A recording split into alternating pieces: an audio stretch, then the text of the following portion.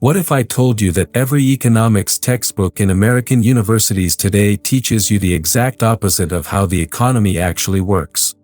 That the very foundations of modern economic education are built upon logical impossibilities that would make a mathematician weep?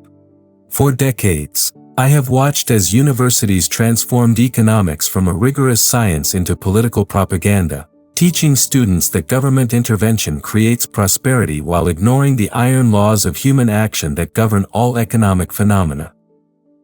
The secret they don't want you to discover is devastatingly simple. Economics is not about statistics, models, or government policies. It is the logic of human choice, what I call praxeology. While professors fill blackboards with incomprehensible equations that predict nothing, the real science of economics reveals why every human action demonstrates the principles that make free markets inevitable and socialism impossible. They fear this knowledge because it dismantles their entire intellectual edifice built on the false premise that wise bureaucrats can plan an economy better than millions of free individuals making voluntary choices. Today, I will expose the carefully hidden truth that threatens every government program, every central bank policy, every expert recommendation you hear from Washington. Human action follows logical laws that no political authority can violate without causing exactly the opposite of what they intend. Prepare to discover why they desperately need you to remain ignorant of the only true economic science. Chapter 1: The Great Academic Deception. The most successful intellectual fraud in human history has been perpetrated within the walls of American universities. For nearly a century, economics departments have systematically replaced the study of human action with mathematical mysticism that serves one purpose: convincing students that economic phenomena are too complex for ordinary people to understand, requiring instead the intervention of government experts armed with sophisticated models. When I first encountered this academic corruption during my years teaching at New York University, I witnessed brilliant young minds being deliberately miseducated. Students arrive eager to understand how wealth is created, why some nations prosper while others stagnate, how prices coordinate the actions of millions of strangers. Instead, they are taught to worship aggregate statistics, to believe that consumption drives production, that printing money creates wealth, and that unemployment results from insufficient government spending.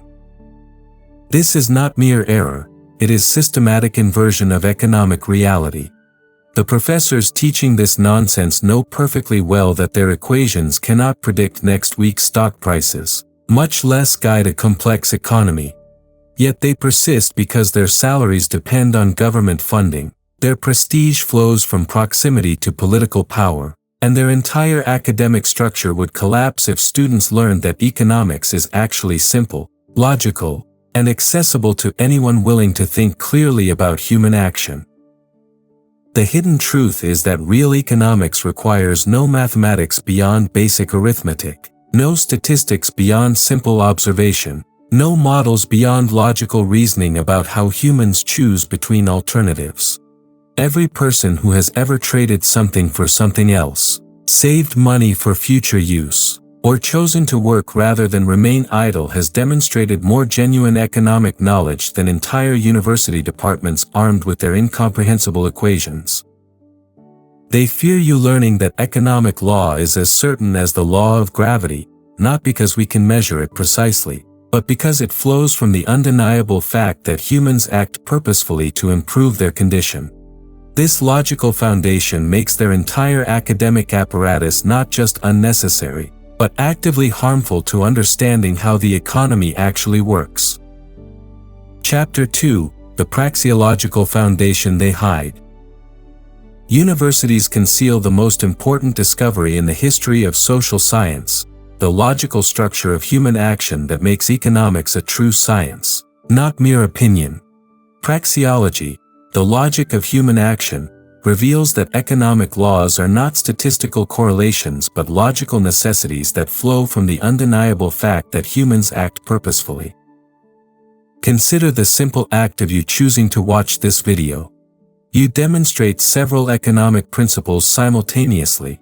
you value the information more than alternative uses of your time, you believe the future exists and can be influenced by present action, you recognize that knowledge can improve your condition, and you understand that resources are scarce, your time could be spent elsewhere. These are not cultural preferences or historical accidents, but logical necessities of all human action. From this foundation, the entire structure of economic science unfolds with mathematical precision. If humans act purposefully, they must choose between alternatives. If they choose, they must value some outcomes more than others. If they value differently, they will exchange to mutual benefit. If they exchange, they need a medium to overcome the inconvenience of barter. This logical chain leads inevitably to the emergence of money, prices, profit and loss, and all market phenomena, without requiring a single government planner or university equation. This is why they cannot teach you praxeology. It demonstrates that economics is not a complex system requiring expert management, but a simple logical structure that emerges automatically from human nature itself. Every person who has ever made a choice understands economics better than the Federal Reserve Chairman with his army of PhD economists, because acting humans demonstrate economic law while government planners violate it. The academic establishment has spent immense energy obscuring this truth because it reveals their fundamental irrelevance. If economics is simply the logic of human choice, then every intervention by government contradicts the very nature of human action. Every regulation prevents people from making the choices they would freely make. Every subsidy diverts resources from where acting humans would place them toward where politicians prefer them. Every price control defies the logical necessity of market prices to coordinate human action. They hide praxeology because it exposes government intervention as not merely inefficient, but logically impossible, like trying to make water flow uphill or create energy from nothing. Chapter 3: How they manufactured consent for central planning. The transformation of economics from a science of human action into a propaganda tool for government control required a carefully orchestrated campaign to discredit logical reasoning in favor of statistical manipulation. This intellectual revolution succeeded beyond their wildest dreams, convincing multiple generations that free markets fail while government intervention succeeds, exactly the opposite of observable reality. Here is how they accomplished this remarkable deception. First, they redefined economics from the study of how humans choose to allocate scarce resources into the study of measurable aggregates, GDP, unemployment rates, inflation indices. This seemingly innocent shift changed everything. Instead of understanding why people choose to save rather than consume, students learn to manipulate numbers that supposedly measure the economy, as if it were a machine rather than the sum of billions of individual human choices. Second, they introduced the fatal concept of market failure, the notion that free exchanges somehow fail to achieve optimal outcomes that wise planners could improve. This required students to forget that markets are not institutions that can fail or succeed, but simply the absence of coercion in human exchanges. When people trade freely, both parties benefit by definition, otherwise they would not trade. The concept of market failure is as meaningless as language failure when people speak different languages, or gravity failure when objects fall downward. Observe how this propaganda operates in your daily experience. When unemployment rises, professors blame insufficient aggregate demand rather than minimum wage laws that price low-skilled workers out of jobs. When housing becomes unaffordable, they blame market speculation rather than zoning restrictions that prevent construction. When inflation destroys savings, they blame corporate greed rather than the Federal Reserve creating new money. Every harmful consequence of government intervention becomes evidence that more government intervention is needed. Third, they weaponized complexity to intimidate students into intellectual submission. Simple logical arguments about human action were replaced with incomprehensible mathematical models that no human can verify. Students learn to defer to expertise rather than trust their own reasoning about how humans actually behave. They graduate believing that economic phenomena are mysterious forces beyond human understanding, requiring constant management by credentialed experts. This manufactured consent for central planning succeeded because it flattered human vanity, the belief that society can be improved through conscious design rather than emerging spontaneously from free human action. Chapter 4: The Keynesian Revolution Against Logic. The most successful attack on economic reasoning came through John Maynard Keynes, whose general theory convinced entire generations that consumption creates production, that saving causes unemployment, and that government spending generates wealth. These claims represent such complete inversions of logical necessity that their acceptance required destroying students' capacity for economic reasoning altogether. Keynes achieved this intellectual vandalism through a brilliant rhetorical strategy. He convinced economists that classical principles worked only under special assumptions that rarely exist in reality, while his new principles captured the complexity of modern economies. This was precisely backwards. Classical economics, what I call the correct understanding of human action, describes logical necessities that must hold whenever humans act purposefully. Keynesian economics describes imaginary relationships that could exist only if humans stopped acting like humans. Consider Keynes's central claim that saving reduces aggregate demand, causing unemployment and economic stagnation.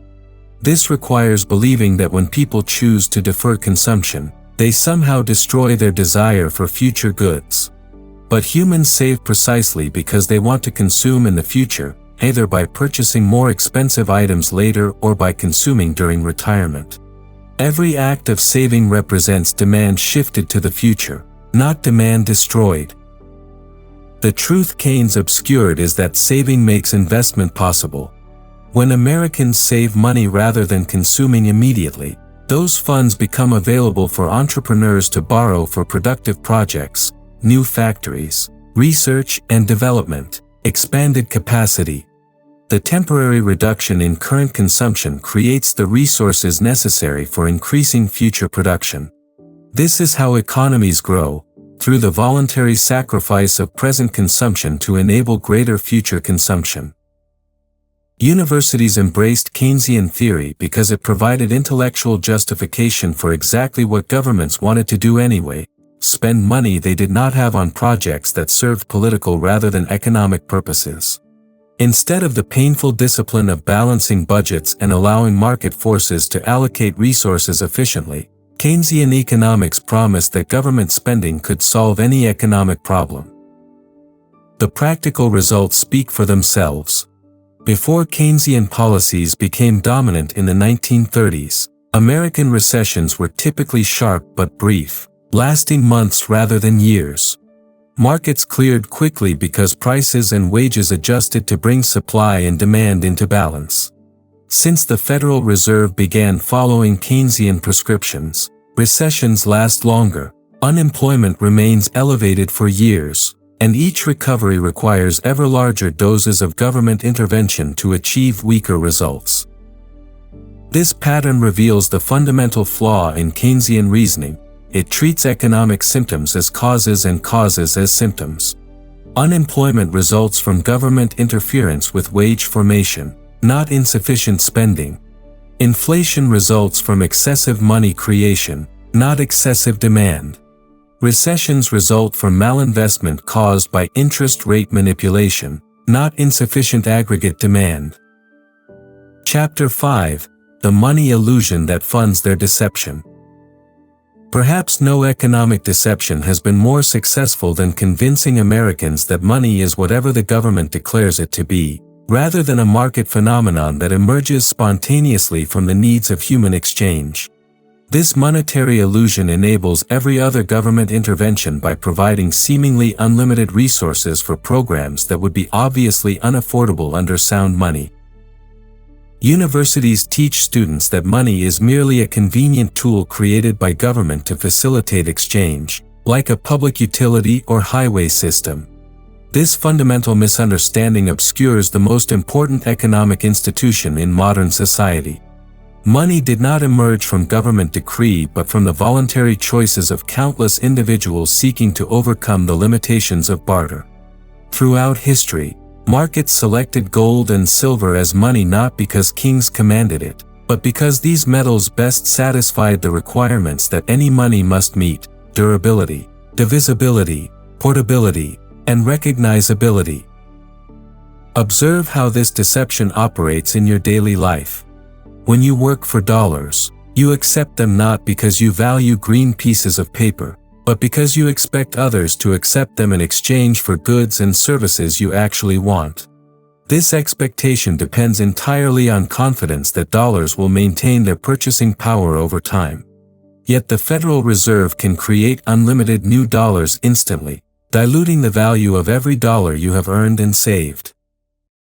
The professors who teach monetary economics understand this perfectly well, yet they systematically hide its implications.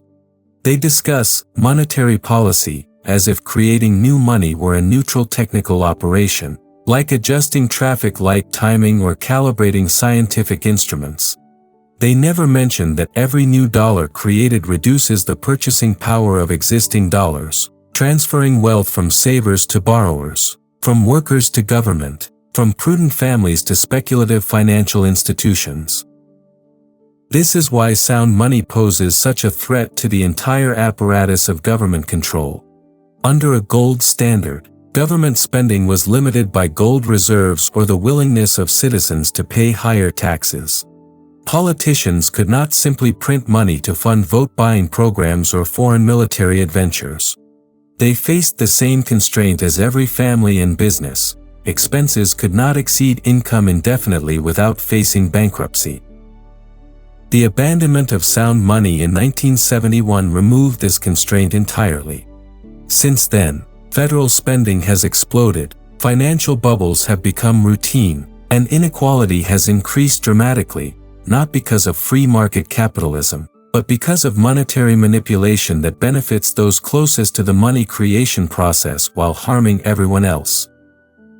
Most Americans remain unaware that their declining purchasing power, their difficulty saving for retirement, their children's enormous student loan debts, and their government's endless foreign interventions are all consequences of the same monetary deception that universities refuse to explain clearly. Chapter 6: The Spontaneous Order They Cannot Control. The most terrifying secret for central planners is that human cooperation emerges spontaneously from voluntary exchange, creating complex economic order without any conscious design or government direction.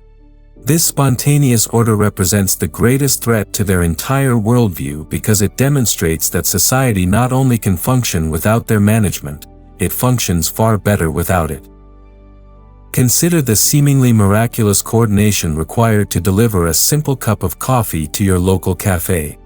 Farmers in distant countries must grow coffee beans using seeds developed through generations of experimentation. Workers must harvest these beans at precisely the right time using tools manufactured from metals mined on different continents. Ships must transport the beans using navigation systems guided by satellites. Roasters must process the beans using equipment designed by engineers who never met the farmers. Finally, local entrepreneurs must brew and serve the coffee using skills and knowledge accumulated through centuries of human experience. Not a single government bureaucrat planned this process. No central authority coordinated the actions of thousands of individuals across multiple continents. No congressional committee determined how much coffee should be produced, where it should be grown, or what price should be charged. Yet the coffee appears reliably in your cup through the spontaneous cooperation of people who speak different languages, practice different religions, and have never heard of each other. This is how free markets actually work, not through the chaotic competition that universities describe, but through the peaceful cooperation that emerges when people are free to pursue their own interests through voluntary exchange. The profit and loss system ensures that resources flow toward their most valued uses as determined by the choices of millions of consumers. Entrepreneurs who satisfy consumer wants earn profits that enable them to expand their operations. Those who fail to satisfy consumers suffer losses that force them to change their methods or exit the market. Universities cannot teach this truth because it reveals the fundamental impossibility of central planning. No government agency could possibly coordinate the information and incentives required to deliver your morning coffee, much less manage the entire American economy. The knowledge required exists only in the minds of countless individuals making decisions about their specific circumstances. The incentives required exist only when people bear the consequences of their own choices. This is why every attempt at central planning fails catastrophically while appearing initially promising. Planners can see obvious problems that markets seem to ignore: homeless people while houses stand empty, unemployed workers while tasks need completion, hungry families while food goes unsold. What they cannot see is the complex web of voluntary relationships that would solve these problems efficiently if government intervention stopped preventing market solutions. Spontaneous order terrifies control-oriented intellectuals because it operates through principles they cannot manipulate. They cannot command prices to coordinate production. They cannot force entrepreneurs to innovate. They cannot legislate consumer preferences or dictate technological progress. Market order emerges from human nature itself, requiring only the absence of coercion to function perfectly. Chapter 7: How to Recognize True Economic Science. Now that you understand how universities have systematically miseducated generations about economics, you need practical methods to distinguish genuine economic reasoning from sophisticated propaganda. True economic science has characteristics so different from academic economics that recognizing them will immunize you against future deception while enabling you to understand economic phenomena with unprecedented clarity. First, genuine economics always begins with human action, not aggregate statistics. When someone claims to explain economic phenomena using unemployment rates, GDP growth, or inflation indices without reference to the individual human choices that create these measurements, you are witnessing statistical manipulation, not economic analysis. Real economic reasoning asks, what choices are individuals making? Why are they making them? And what are the logical consequences of those choices? Second, true economic principles work exactly the same way in all times and places because they derive from human nature itself, not from historical circumstances or cultural preferences. The law of demand, people buy more when prices fall, less when prices rise, applies equally in ancient Rome and modern America because humans always prefer more value to less value when making exchanges. Any economic theory that claims to work differently in different countries or time periods is not economics but political ideology disguised as science. Third, authentic economic reasoning never requires complex mathematics or statistical analysis because it deals with logical relationships, not quantitative measurements. When professors present incomprehensible equations as economic laws, they are either confused about the nature of economics or deliberately obscuring simple truths. You can verify every genuine economic principle through logical reasoning about how humans choose between alternatives. Apply this test to popular economic claims you encounter daily. When politicians promise that minimum wage increases help low-skilled workers, ask yourself, if employers could profitably hire workers at $15 per hour, why were they not already doing so at $10 per hour? The logical answer reveals that minimum wages prevent employment of workers whose productivity is below the legal minimum, helping no one while harming those who most need opportunities to develop their skills. When central bankers claim their policies stabilize the economy, examine the logical consequences of their actions. Creating new money cannot create new goods and services. It can only change the distribution of existing wealth by reducing the purchasing power of money already earned. Interest rate manipulation cannot change the fundamental fact that resources used for consumption today are not available for investment in future production. Fourth, genuine economic analysis always considers long-term consequences, not just immediate effects. Government programs often appear successful initially because they redistribute existing wealth rather than creating new wealth. The hidden costs, reduced private investment, diminished entrepreneurial initiative, weakened market signals, emerge gradually and are often attributed to other causes. Finally, true economics acknowledges the limitations of human knowledge rather than claiming omniscience. Free markets work precisely because no individual or institution needs to know everything. Prices coordinate the actions of millions of people by summarizing information that no central authority could possibly collect or process. Economic planning fails because planners cannot know what millions of individuals value, what technologies are possible, or what unintended consequences their interventions will create. Master these principles and you will understand economic phenomena better than professors with decades of training in false theories. More importantly, you will recognize attempts to manipulate your opinion through economic rhetoric and instead base your conclusions on the solid foundation of logical reasoning about human action. Conclusion. The secret is now exposed. Universities have systematically replaced the science of human action with propaganda for government control, teaching students to worship statistical complexity while ignoring the simple logical principles that govern all economic phenomena. They fear you discovering that economics is not about equations and models, but about the undeniable fact that humans act purposefully to improve their condition. This knowledge makes you dangerous to their entire apparatus of control. When you understand that every voluntary exchange benefits both parties, you cannot be convinced that markets fail. When you recognize that prices coordinate the knowledge of millions, you cannot accept that planners know better. When you see that money emerges spontaneously from human need, you cannot believe that government currency is natural or necessary. The truth I have shared with you today has the power to transform not just your understanding of economics, but your entire relationship with political authority. You now possess the intellectual tools to recognize economic fallacies, to resist statistical manipulation, and to defend the logical principles that make human cooperation and prosperity possible. Study these principles deeply. Share them widely. The economic future of America depends on enough people rediscovering the science of human action that universities have worked so hard to conceal. Economic truth always prevails eventually, but only when enough people refuse to accept comfortable lies in place of logical necessity.